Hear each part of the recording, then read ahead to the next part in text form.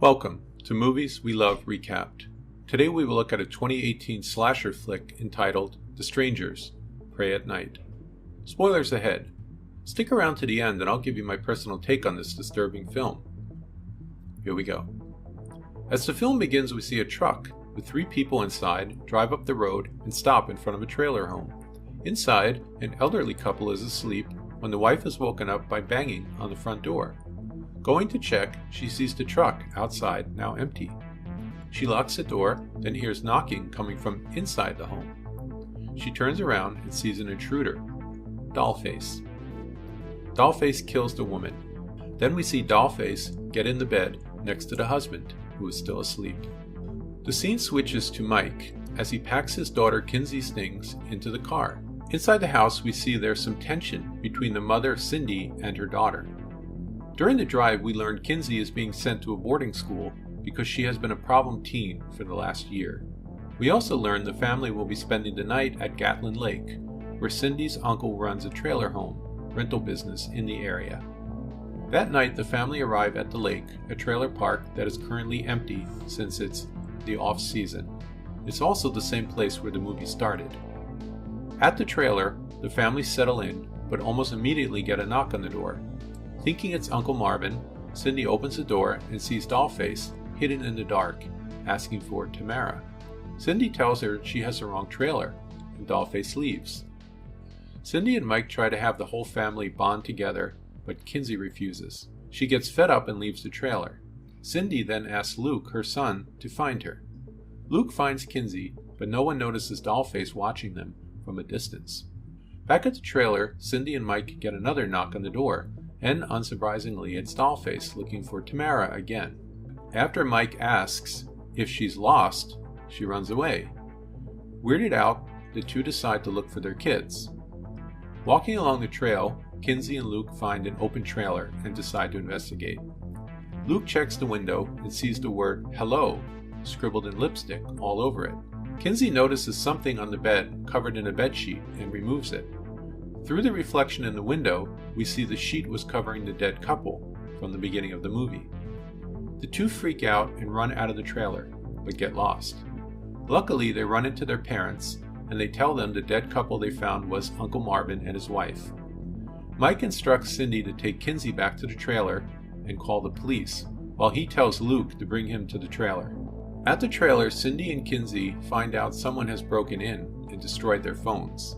Cindy is able to get one phone to turn on, but when attempting to call 911, the call breaks up. Kinsey then turns around and sees Dollface in the trailer. Cindy and Kinsey run into the bathroom and lock the door as Dollface gives chase. The two spot a roof window as Dollface starts breaking down the door. Kinsey is able to get out, but when turning to help her mom, Dollface busts in and stabs Cindy in the back, killing her. At Uncle Marvin's trailer, Mike tries the landline, but it's been cut. The two hear a loud bang outside and duck to the floor. He tells Luke they're going to run back to their trailer and not stop until they get back to the others. Luke agrees, but before he can leave the trailer, he spots the man with the mask standing outside with an axe. Mike closes and locks the door and remembers Marvin used to keep a gun in the closet. Finding it, he loads it and yells out to the man that if he doesn't leave, he'll shoot. At the end of his count, he opens the door and finds the man gone. The two run back to their trailer, where Mike sees a dead Cindy. The two run into the car in order to drive around and search for Kinsey. As they drive, the man with the mask throws a brick at their windshield, causing the car to crash, and the two to get injured. Meanwhile, Kinsey is still running from Dollface and comes across the man with the sack mask in a truck. Running from him, she hides in a nearby playground tube and yells out to the man to leave her alone. Pinup Girl appears and tells Kinsey, "But we've just started." Kinsey runs out of the tube and we cut back to Mike and Luke, who has woken up from the crash. Luke wakes up his dad and they realize Mike's been impaled by a large piece of wood. Unable to move, Mike tells Luke to take the gun and find Kinsey. After Luke leaves, the man appears and gets in the car. He turns on the radio, reveals an ice pick, and stabs Mike in the throat. We next see Kinsey run into another trailer and hide until she hears the sound of a jack-in-the-box coming from the bedroom. Dollface appears from under a blanket nearby, cuts Kinsey's arm, and stabs her in the leg. As she goes for another stab, Luke appears and points the gun at Dollface, demanding she let Kinsey go. After he grabs Kinsey, Luke instructs Dollface to drop her knife. He doesn't shoot her, and Luke just pushes Kinsey out of the trailer and they run. Luke and Kinsey find another empty trailer and climb through a window. Luke patches Kinsey up. The man with the sack mask drives his truck into the trailer, breaking down the wall in front of them. The two jump out of a window and they run, leaving the gun behind. Due to Kinsey's injuries, Luke tells her to hide under a porch, as he'll be able to reach help much quicker. At the office, Luke is able to call the police, but before he can tell them his location, the phone line is cut. He then hears the back door open and grabs a golf club as a weapon. Seeing Pinup Girl, Luke runs through the back door leading to a large pool. Pinup Girl appears and sprints towards Luke, but he sees her and knocks her out with the golf club. She wakes up, but he grabs her knife and stabs her repeatedly, killing her. The man with the axe in hand walks in on the scene and is taunted by Luke for killing his friend. The man with the mask swings at Luke multiple times, but misses each time as Luke falls into the pool. Luke is able to grab the axe and drag the man into the pool with him. Luke struggles with the man under the water until he drops the knife. He swims up to the surface and attempts to get out of the pool, but the man grabs the knife, catches up, and stabs him in the back. The man leaves Luke bleeding out and flailing in the water. Kinsey arrives and drags the still alive Luke out of the pool and hides him in a corner. She tells him she has to go find help and leaves him alone. Running towards the road, she falls as a truck approaches.